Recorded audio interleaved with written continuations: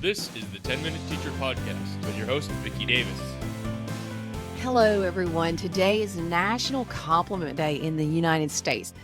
If you listen to this show, I believe you can improve relationships and become a happier person. So before we start, we need to discuss what a compliment is and is not and deal with some misconceptions. First, some people think that giving a genuine compliment is a sign of weakness. The research disagrees. In their book, Compelling People, The Hidden Qualities That Make Us Influential, John Neffinger and Matthew Kohut share that in their research, the most compelling people are strong and warm. They quote one of the last speeches that Martin Luther King Jr. gave in Atlanta to the Southern Christian Leadership Conference. He said, "One of the greatest problems of history is that the concepts of love and power have usually been contrasted as opposites. What is needed is the realization that power without love is reckless and abusive, and that love without power is sentimental and anemic." So successful people are strong people who also care warmly about the people around them. Second, some people say it's hard to give compliments because people will let you down. In his book, 9 Things a Leader Must Do, Dr. Henry Cloud says people who succeed in leadership in life do not go around setting scores. They do not ever keep score. They run up the score by doing good to others, even when others do not deserve it. It is the law of love to change things for the better. And Proverbs 12:21 says, "Do not be overcome by evil, but overcome evil by good." Johnny Cash is a well-known singer in the United States who died in 2003. His wife, June Carter, was credited for helping him recover from drug addiction, and she was known as a very complimentary person. At her funeral, Roseanne Cash, Johnny's daughter from his first marriage, said about June, "In her eyes, there were 2 kinds of people in the world, those she knew and loved, and those she didn't know and loved. She looked for the best in everyone. It was her way of life. If you pointed out that a particular person was not totally deserving of her love and might in fact be somewhat of a lout, she would say, 'Well, honey, we just have to lift him up.' She was forever lifting people up. And isn't that a great reputation to have, that kind of person who's always lifting people up? Third, some people say that they don't know what to say. Ludwig van Beethoven is deaf and didn't have a lot of social graces because it was hard to communicate. He had a friend who had a son who died, and Beethoven found out and rushed over to his friend's house, unable to say anything. He goes over to the piano and he pours out his heart for 30 minutes. He gets up and then he leaves. And later on, his friend said that that was the most meaningful visit because Beethoven was genuine and communicated the way that he could. So don't worry about saying the wrong thing. It's the effort that counts. So now that we have talked about that giving genuine compliments is part of being that strong, warm leader. And to be happy in life, we need to give others better than they give us and not be scorekeepers. We need to lift people up. And we need to give a genuine compliment or encouragement in the way that works for us. So now let's talk about 5 ways to make this happen. So first of all, just notice people and make eye contact and be genuine. Pat Williams, the author, said it broke his heart when he found out his sister said that until she met her husband, there was nobody who ever told her she looked nice today. Tell people they look nice. Give a genuine, true compliment about things that you notice that they care about. Thank you for holding the door for me. Thank you for that meal. If we can find something good about every child in our classroom and tell them, or even better, email mom or dad. So put positive comments on a child's report card. But you can also do this with strangers. Track and field athlete Florence Griffith Joyner was known as Flojo and as the fastest woman in the world. She died too young in 1988, but before she died, she told Pat Williams this story that he shared in his book, The Difference You Make, Changing Your World Through the Impact of Your Influence. Flojo told Pat she grew up poor in South Central Los Angeles, but that when she was 8 years old, she met boxing champion Sugar Ray Robinson. She says, Sugar Ray looked me in the eye and he told me, it doesn't matter where you come from, what your color is, or what the odds are against you. All that matters is you have a dream and you commit yourself to that dream. Do that and it will happen. And she says, right then and there, I was sold. I was just 8 years old, but I was all fired up about what my future could be. You see, Sugar Ray Robinson gave 8-year-old Florence the compliment of looking her in the eye, noticing her, and speaking truth and encouragement into her life. My late pastor, Dr. Michael Catt, always said, walk slowly through the crowd because everybody has a hurt. I always want to notice people. And when you're tired or you're busy, it takes extra effort. When you're working really hard in your classroom and then you walk in the hall and those kids are walking by, you have to kind of shift gears and start noticing and complimenting and paying attention to who they are, to just give them those genuine compliments that we all need as human beings.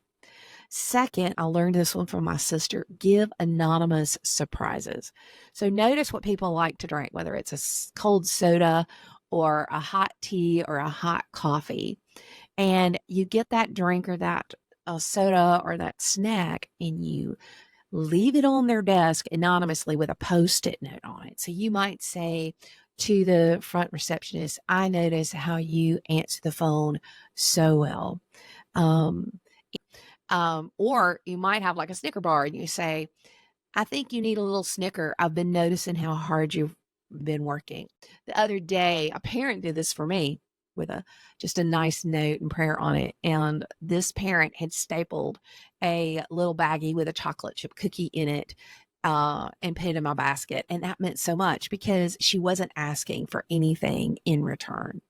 So first we notice people and give them a genuine compliment just by paying attention to them even. And second, we give anonymous surprises. So third, write a note or give a text. So when she moved back to our hometown, one of my amazing students, Casey, said, Miss Davis, I really want to thank you for being my teacher. And so she took me to dinner. She was so kind, gave me some really nice compliments that were so encouraging. And as I was talking to her and seeing what all she did, I was like, wow, she's an amazing leader. So I helped nominate her for something called Leadership Georgia. Well, Casey goes to Leadership Georgia. She meets her now husband, and now she actually has a child, all because she stopped to give a compliment to her teacher. And that just meant the world to me. I'm still here doing this podcast and on social media because many years ago, during my spring break, I have battled skin cancer pretty much my whole life. And so I had terrible skin cancer right on my eye. And so my right eye was swollen. And I was at home and I was just kind of thinking, you know what? Why am I doing any of this? It's just not worth it. I just need to quit it all. Like I was just thinking that. And then I get a ding that a DM was coming in on Twitter, and it was my pastor, Dr. Michael Catt. And he said, Vicki, I've noticed what you're doing. You are salt and light. You need to keep doing what you're doing and keep sharing and keep helping people. And that changed the course of my life because I did not stop because one person said something kind in that moment. In his book, All It Takes Is a Goal, John Acuff says that he tries to give a text to someone in his life who he admires or respects or appreciates every single day. And you know what? Since I've been doing that, I've gotten so many reconnections, kind of like Casey connected with me. It's just a great way to live your life. So first, slow down and notice. Second, give people anonymous surprises. And third, write a note or a text. Fourth, compliment someone to their boss. Now, waiters and waitresses work hard, and this is something I learned from my mom. She would notice somebody who was working really, really hard. And then at the end of the meal, she would say, would it help you if I complimented you to your manager because you did a great job? And that person will always go, like, first of all, they're shocked. And second, they're trying to figure out what you want. But then when they realize you're real, and you explain that, they will always go get their manager. And the manager will come out. A lot of times their manager is like sheepish and like, oh, do I really want to talk to this person? What do they want from me? And so mom would say, I just wanted to tell you what a great job so-and-so did. They always refilled our tea glass, or whatever it is, was the genuine compliment for that person. And so this is something we can also do when a teacher does a great job. Tell the principal, when your child's teacher does a great job, because, they may like a compliment from you, but if you tell their principal, now the principal gets to go give their teacher a compliment, and you have blessed the principal and the teacher, because principals need and want positive things to tell to their teachers. And in a world full of negative, we need to do that. And, we can also do this with our students. Now, the fifth may seem something odd, but it's compliment yourself. So I always tell my students, if a person said to you what you often say to yourself, you would not be friends with that person.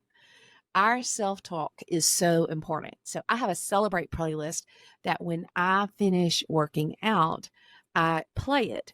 And I look in the mirror and I say, Vicki, you did a good job. You worked out. And then I play the Celebrate playlist. In John Maxwell's book, How Successful People Grow, 15 Ways to Get Ahead in Life, he says, if we want to change our lives, we have to change the way we think of ourselves.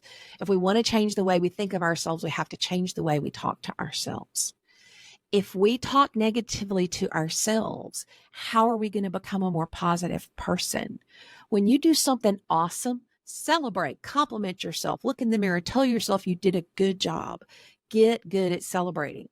So when I was 50, my sisters and I celebrated by me learning to run a half marathon. When I crossed that finish line, you better believe my hands went up. I get the medal. We're taking pictures. I'm celebrating. I was so happy. Our habits make us who we are. And we need to celebrate those little habits. When you send a text to compliment someone, when you compliment that waiter or that colleague or that student, celebrate those moments, because you are putting more love and more light, more goodness into the world when you do that. So I'm hoping that you will celebrate World Compliment Day with these 5 ways to give a compliment, and that you will understand that being the kind of person who gives compliments will only make you a better leader, a better friend, a better family member, and a happier human being. So get out there and celebrate, and make every day compliment day by complimenting people in your world. You've been listening to the 10-Minute Teacher Podcast. If you want more content from Vicki Davis, you can find her on Facebook, X.com, TikTok, Threads, Instagram, Blue Sky, and YouTube at Cool Cat Teacher. Thank you for listening.